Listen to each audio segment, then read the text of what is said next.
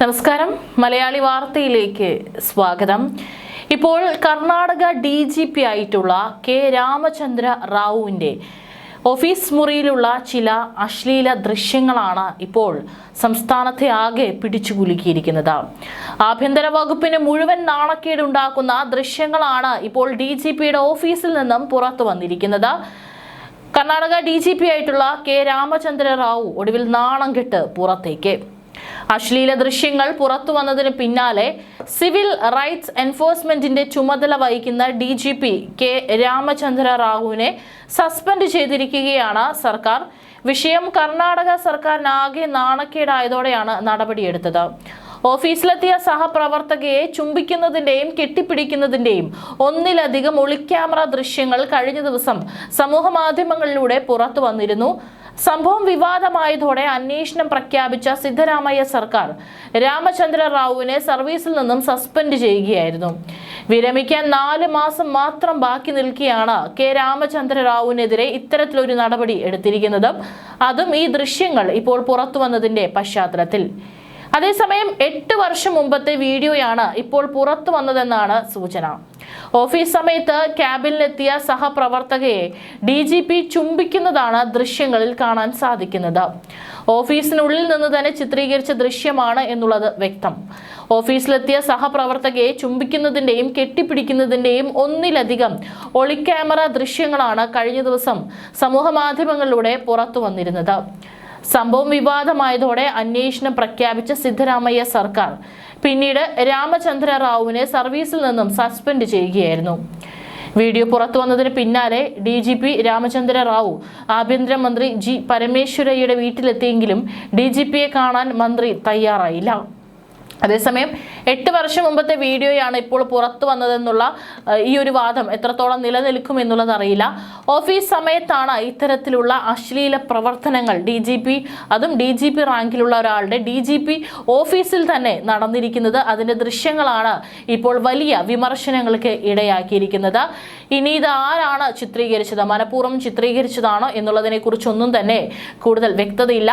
Office സമയത്ത് DGP ക്യാബിനിലാണ് ഇത്തരത്തിലുള്ള പ്രവർത്തികൾ അരങ്ങേറിയിരിക്കുന്നത് എന്നുള്ളതിൽ യാതൊരു സംശയവുമില്ല. തെളിവുകളൊക്കെ തന്നെ ധാരാളമാണ്. കെ രാമചന്ദ്ര റാവു തന്റെ ക്യാബിനിലെത്തിയിട്ടുള്ള സഹപ്രവർത്തകയെ ആലിംഗനം ചെയ്യുന്നതും ചുംബിക്കുന്നതുമാണ് ഈ ദൃശ്യങ്ങളിൽ കാണാൻ സാധിക്കുന്നത്. വിവിധ ദൃശ്യങ്ങൾ കൂട്ടിച്ചേർത്തുള്ള 47 സെക്കൻഡ് ദൃശ്യമാണ് ഇപ്പോൾ സോഷ്യൽ മീഡിയയിൽ പ്രചരിക്കുന്നത്. ഉന്നത പോലീസ് ഉദ്യോഗസ്ഥന്റെ വീഡിയോ പുറത്തു വന്നതും സംസ്ഥാനത്ത് വലിയ കോളിളക്കം സൃഷ്ടിച്ചിട്ടുണ്ട്. DGP റാങ്കിലുള്ള IPS ഉദ്യോഗസ്ഥൻ ഓഫീസിനുള്ളിൽ വെച്ച് യുവതികളോട് മോശമായി പെരുമാറുന്നതാണ് ദൃശ്യങ്ങളിലുള്ളത്. യൂണിഫോമിലായിരിക്കെയുള്ള ഇത്തരം ഇടപെടലുകൾ ഗുരുതരമായ അച്ചടക്ക ലംഘനവും പദവി ദുരുപയോഗം ചെയ്യലുമാണെന്ന് ആക്ഷേപം ഉയരുന്നുണ്ട്. വീഡിയോ വ്യാജമെന്നാണ് ഇപ്പോൾ DGP ഉയർത്തുന്ന വാദം. സോഷ്യൽ മീഡിയയിൽ പ്രചരിച്ച വീഡിയോ വ്യാജമാണെന്നാണ് ഉദ്യോഗസ്ഥന്റെ വാദം. തന്റെ ചിത്രങ്ങൾ അടക്കമുള്ള വീഡിയോ കണ്ട് താൻ ഞെട്ടിപ്പോയെന്നും രാമചന്ദ്ര റാവു പറയുന്നുണ്ട്.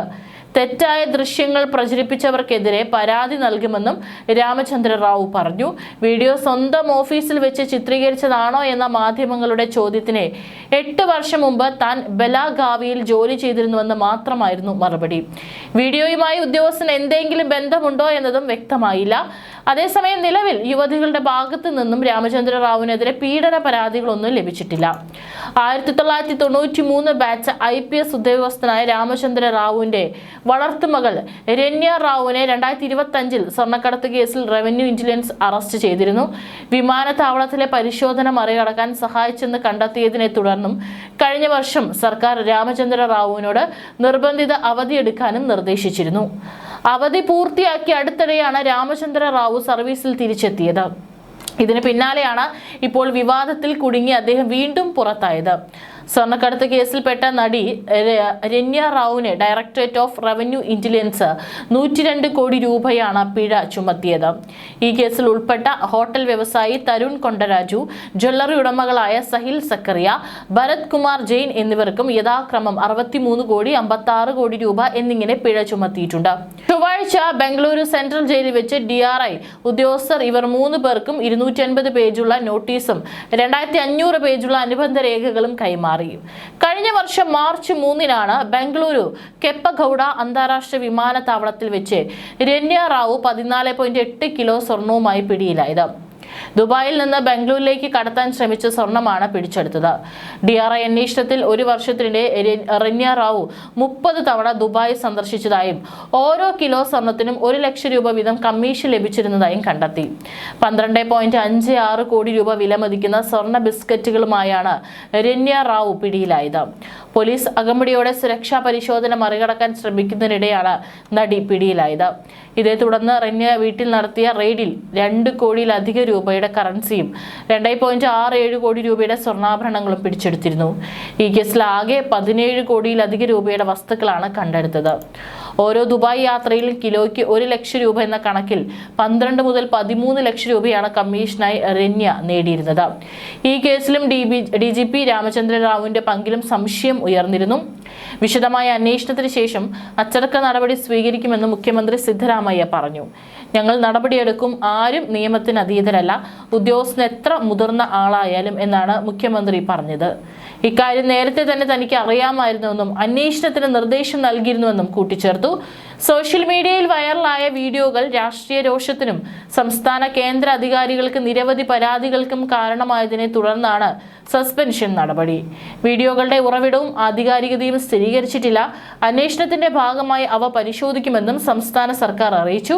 വിവാദ രൂക്ഷമായതോടെ അധികാര ദുർവിനിയോഗം, പൊതു ഓഫീസ്, പോലീസ് യൂണിഫോം, ദേശീയ സംസ്ഥാന ചിഹ്നങ്ങളോട് അനാദരവ് കാണിച്ചതിനും റാവുവിനെതിരെ നിയമ നടപടി സ്വീകരിക്കണമെന്നും ആവശ്യപ്പെട്ട് സാമൂഹിക പ്രവർത്തകനും ബെല്ലാരി ആസ്ഥാനമായുള്ള അന്ന ഫൗണ്ടേഷൻ മേധാവിയുമായ രാജശേഖർ മുലാലി പ്രധാനമന്ത്രിയുടെ ഓഫീസിനും പേഴ്സണൽ ആൻഡ് ട്രെയിനിംഗ് വകുപ്പിനും കത്തെഴുതി. 1969 അഖിലേന്ത്യാ സർവീസ് ചട്ടങ്ങൾ പ്രകാരം റാവുവിനെ സസ്പെൻഡ് ചെയ്യണമെന്നും അച്ചടക്ക നടപടി സ്വീകരിക്കണമെന്നും ആവശ്യപ്പെട്ട് മറ്റൊരു ആക്ടിവിസ്റ്റായ Dinesh Kallahalli chief സെക്രട്ടറിക്കും additional chief സെക്രട്ടറിക്കും പരാതി നൽകി. തിങ്കളാഴ്ച വൈകുന്നേരം ഒരു പോലീസ് ഉദ്യോഗസ്ഥനും ഒരു സ്ത്രീയും തമ്മിലുള്ള സംഭാഷണം ഉൾക്കൊള്ളുന്ന 2 ഓഡിയോ ക്ലിപ്പുകളും സോഷ്യൽ മീഡിയയിൽ പ്രത്യക്ഷപ്പെട്ടു. അവയുടെ ആധികാരികത സ്വതന്ത്രമായി പരിശോധിക്കാൻ കഴിഞ്ഞില്ല. വീഡിയോകൾക്കൊപ്പം ഓഡിയോയുടെ പ്രചരണം രാഷ്ട്രീയ പൊതുജന രോഷത്തിനും കൂടുതൽ ആക്കം കൂട്ടി. പോലീസ് സേനയുടെ വിശ്വാസ്യതയ്ക്ക് മുകളിൽ കരിനിഴൽ വീഴ്ത്തിയ പൊറുക്കാനാവാത്ത കുറ്റകൃത്യമെന്നാണ് മുതിർന്ന BJP MLA മുൻ നിയമമന്ത്രിയുമായ S. സുരേഷ് കുമാർ ആരോപിക്കുന്നത്. വീഡിയോയുടെ പശ്ചാത്തലത്തിൽ കാണുന്ന ത്രിവർണ്ണ പതാക ദേശീയ പതാകയോടുള്ള അനാദരവിന്റെ അടയാളമാണെന്ന് പ്രതിപക്ഷ നേതാക്കൾ ചൂണ്ടിക്കാട്ടി. സർക്കാർ ഉദ്യോഗസ്ഥരെ സംരക്ഷിക്കുകയാണെന്ന് പ്രതിപക്ഷ നേതാക്കൾ ആരോപിക്കുകയും സ്വതന്ത്ര അന്വേഷണം ആവശ്യപ്പെടുകയും ചെയ്തു. തെറ്റ് തെളിഞ്ഞാൽ സീനിയോറിറ്റി നോക്കാതെ സർക്കാർ നിഷ്കരുണം പെരുമാറുമെന്നും വനിതാ ശിശു വികസന മന്ത്രി ലക്ഷ്മി ഹെബ്ബാൾക്കർ പറഞ്ഞു.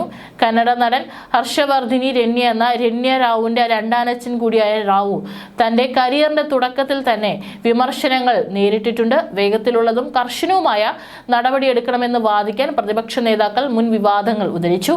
വീഡിയോകളുടെയും ഓഡിയോ ക്ലിപ്പുകളുടെയും ആധികാരികത പരിശോധിക്കുമെന്നും അന്വേഷണത്തിന്റെ ഫലത്തെ ആശ്രയിച്ചിരിക്കും തുടർ നടപടികളെന്നും സംസ്ഥാന സർക്കാർ അറിയിച്ചു.